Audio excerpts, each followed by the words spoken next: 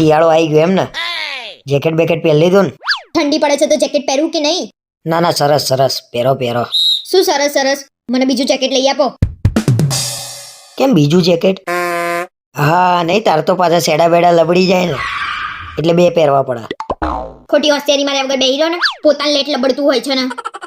હા હવે ભાઈ મૂક ને. અને આ ગયા વર્ષે તો લીધું તું જેકેટ. આ જેકેટને તો 12 મહિના થયા, આ તો જૂનું થઈ ગયું. નવું જેકેટ લઈ આપો. નવું પહેરીને છેલ્લે તો સેડા જ લબડશે ને, કેવી લાગે તું? બંધ કરો ને તમારી ગંધાતી વાતો.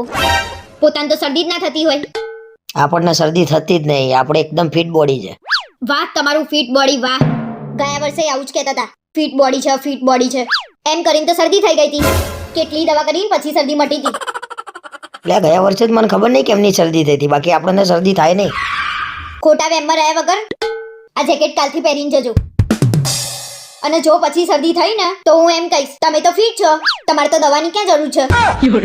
સાલી શરદી થઈ જશે તો રિયા ભાભી આગળ સારું નહીં લાગે. લાઈન ભાઈ હેડ ના જેકેટ પહેર લઉં. બસ.